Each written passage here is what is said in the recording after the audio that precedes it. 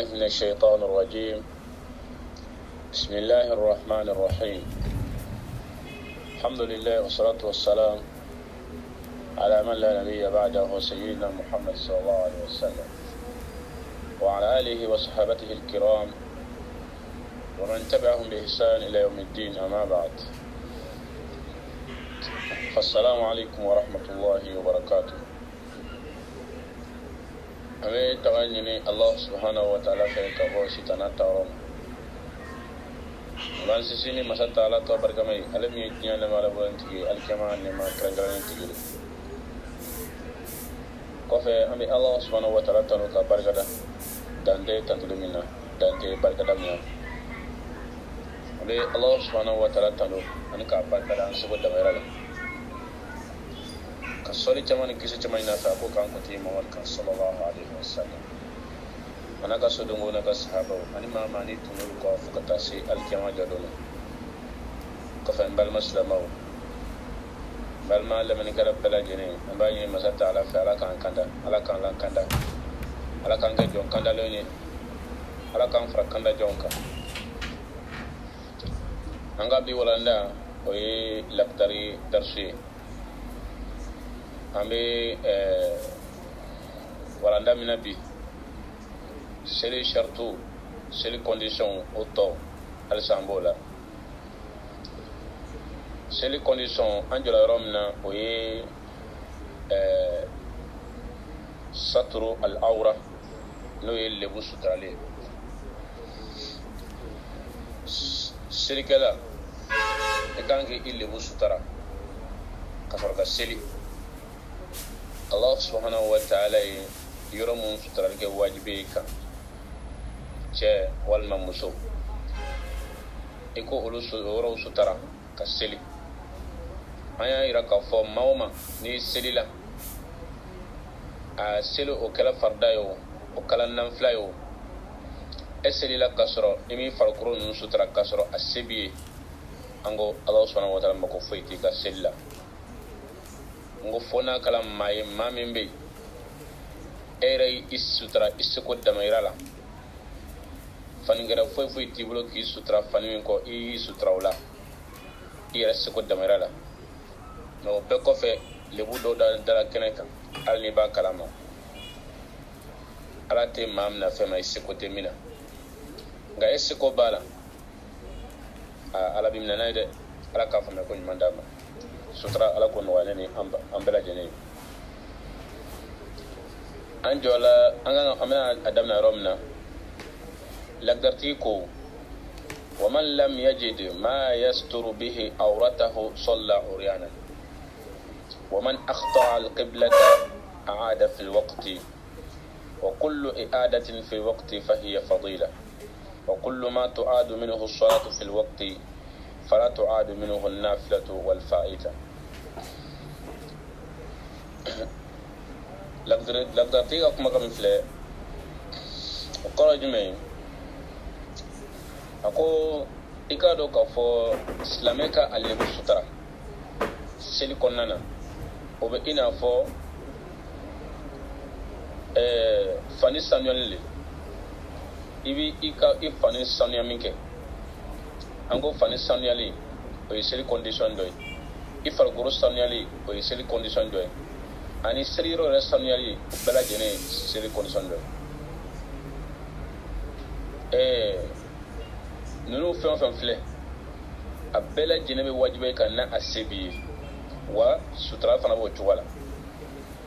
ifan ika fani sutrali ika fani sanuali ay fargo sanuali seliro sanuali nunu bela jene wajibi kan nga a wajibi condition jume ni nunu sekaliye nunu ka wajibi be chomna de ifana ki iyere sutra isiku damara la ka seli ufana o wajibi kan nga be wajibi ni condition jume na asekaliye olila ni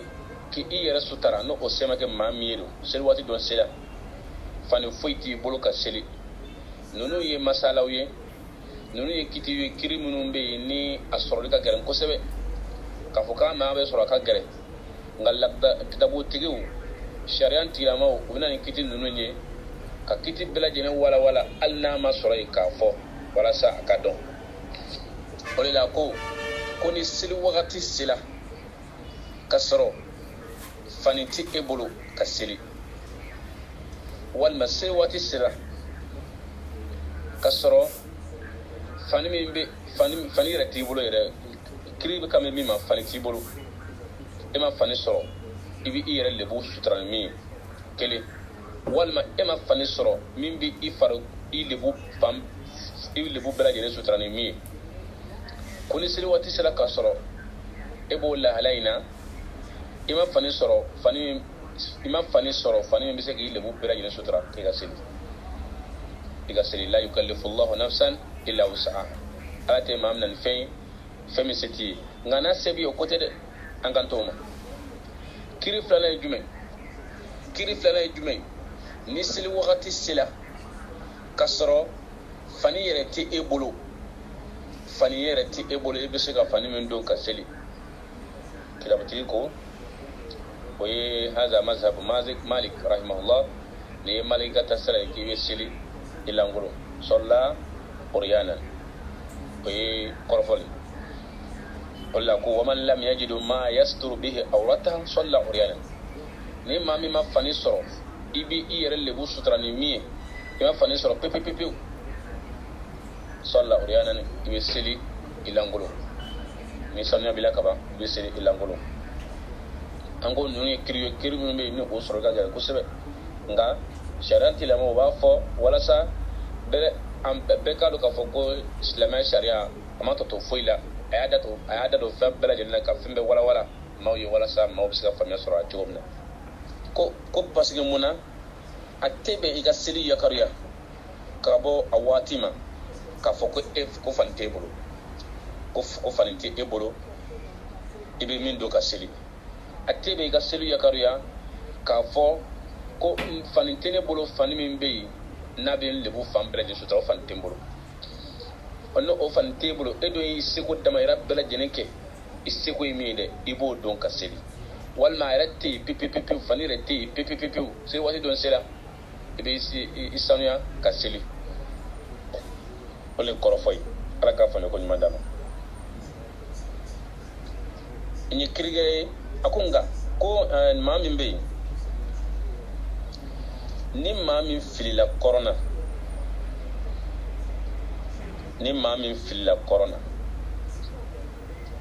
etala yoro dola seli wati sila seli taka seli ere dengane be bulu ka foko famille corin etlale sella anana finyele ka foko fleka i joga seli kinya si famille te corin ya play walma ki tesel konna do ya finyele ka fo mbalma ke ebe ka seli kinya si yoro mani o te corin ya play ni o dengane asoro tumamina aada fil waqt ko o yoro bela jenena ibe se selinka na ya so siri wati ma bafolo i filla corona isilla nga corona ina na dangana so ka foko ya corona o folo nyela o wal mai reckless la yere jetina ke kataye ka fo ja ni filla corona ka so siri wati tobe ibe se selinka ko kura nga ibe se ni minga selikani wote wajibi ole kanu ana are jaliye a jaliye ka siyakan o ye mustahabule feneno fen kanneno a kanneno ika se silikan ni sili wati tobe nga wajibite ni mamin be ni ale filla corona a silla a filla corona o kofe dan anana dengana ka fo ko ne filla corona walma a fola nyene na ko ka atese aka silikan bashi fo itala ka silikan nga na fana silla sina ka silinka ka so wati tobe ure chekan wa fana o kan neno ala ka fume ko madam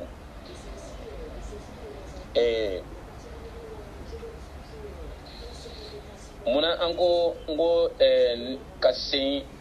mamin fila corona isini silinka ka so wati tobe muna ango fen kanunu go wajibite ala kala sahaban be ko Amir ibn Rabi'a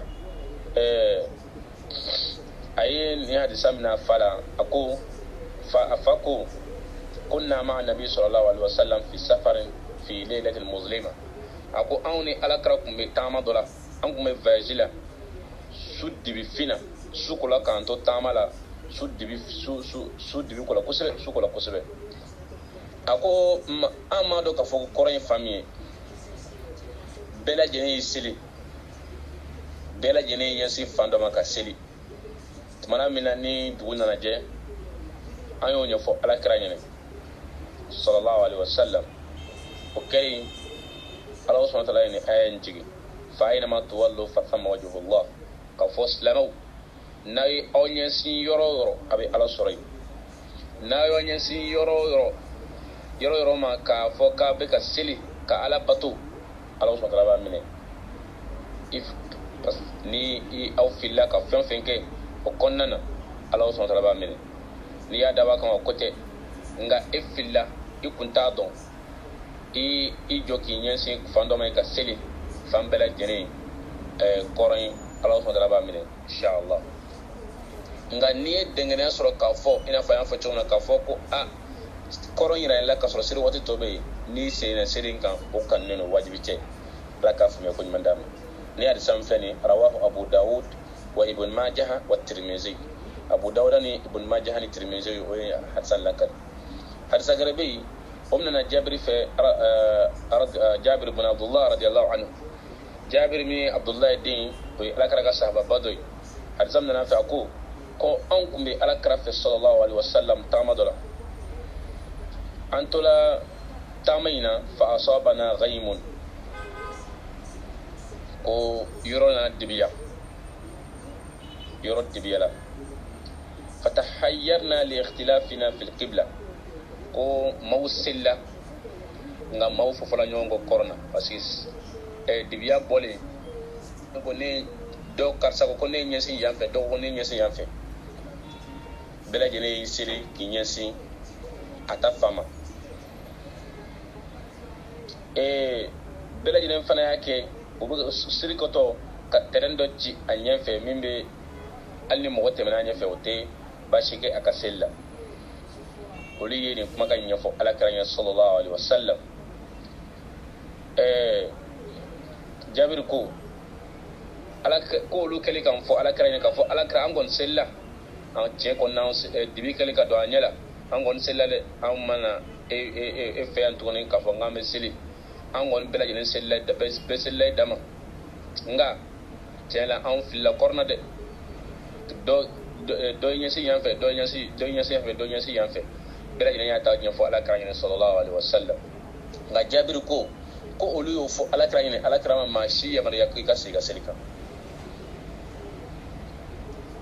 ako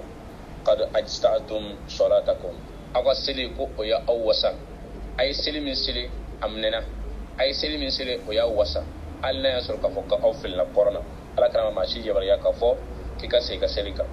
rawahu dar qutni bisanadin da'if illa annahu fi sahih muslim arsam tan abi sahih muslim nanga dar qutni aleko ko asra do be ko o ariwaya do be ka fo ma do be sanadu konnana ka fo ko ori ma la folo nye nga hadisam tan abi sahih muslim na ko ka fo ko bara be kenay ko mun fana fembe kuma kan ni fana cheke yam bloka fo ko ni mami fana filla corona ni dengne yirila ikalen ko fek silla ka fo ko ifilla corona ka fo ka sin alli sili wati tobe isini silinga ka fo ko wajibite mimbo o fana sabati amro ko sebe fana o yi alakara ka hadisambe ni o hadisan aw o fo nana koron yele malla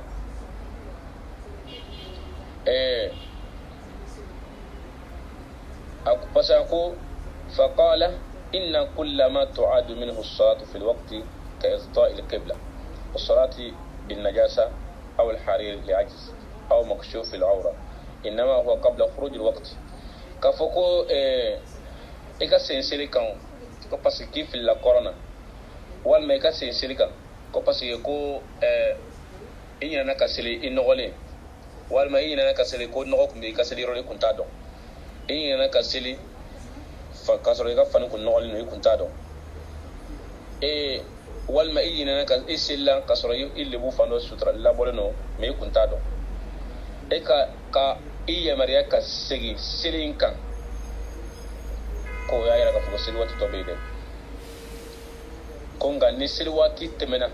ni aya soro seli wati temena fo na ya soro seli kuntila na ya soro seli re kuntila pepepepe abesi ibisi ta ka seli ka nga na ya soro ka fo nyina na de yere sutranga ille bu fando bola ikunto kalama o fo nyina seli banen ko fe nga seli wati bana ka ba wajibi te ka seli ka walma filla corona seli wati do bana ka ba wajibi te ka seli ka ala ka funya ko nyman da ambela jina ko ka seli kan la inemi o le fartai suno ni nanflalo ite seli kan ere ni nanflalo lo wula ki be nanfla seli filla corona wula ki be nanfla seli ya ya sutranga ifargo fando bola ikunto kalam walma nanfla seli de ka seli rone isela rona ja nogobe ona nyona o ikan nanfla kan bashi fu itala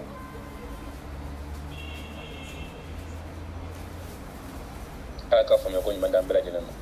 seli condition no ye seli shartu ye o be ban yoron na ya insha Allah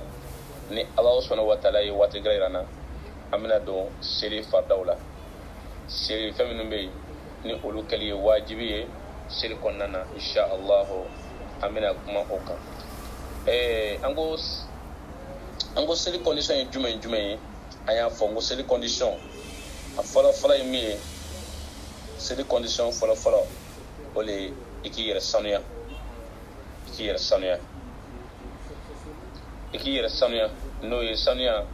no ye farukuru ka sanuyali ani fani sanuyali ani seliro sanuyali a filana a dɔ fana jumɛn i k'i lebu sutura ani k'i ɲɛsi kɔrɔma ani ka kuma camanw dabila ani ka lamaw dabila ninnu ye seli condition ye i kana kuma k'i to seli la i fana k'i ɲɛsi kɔrɔma lamaga i bɛ yan i fan siɲɛ i bɛ yan siɲɛ n'i ye mankan fɛn fɛn i b'i kɛrɛ jɛ k'o lajɛ o n'a ɲɔgɔnnaw ani k'i lebu sutura ninnu bɛɛ lajɛlen ye fɛnw ye minnu ye seli condition ye n'a bɛ fɔ o ma ko shurutu as-salat seli shartu insha Allah bi an ka kuma bolila an ka kuma kilalo la an kilalo o ɲɛfɔli la bi insha Allah ni Allah subhanahu wa ta'ala ye dɔnkɛla yirana an ko an bɛna kuma min kan o le faraidu salat ni o ye seli fardaw ye fɛn minnu bɛ yen ni olu kɛli wajibi ye seli kɔnɔna na ni i ɲinɛna dɔ la kelen kɔ i ka seli bɛ tiɲɛ pepewu f'i ka segin seli kan an b'a ɲini Allah subhanahu wa ta'ala fɛ ala ka waati gɛrɛ yirana an ye minnu fɔ ala ka olu mɛn tulo d'a ma minnu bɛra sababa ma ala ko baraji di ne ni aw kelen kelen bɛɛ lajɛlen ma fili sɔrɔ min na ala ka yafa an juruw mawla haza wa sallallahu ala nabiyyina muhammad wa alihi wa sahbihi wa sallim wa akhir dawana alhamdulillahi rabbil alamin wassalamu alaikum wa rahmatullahi wa barakatuh.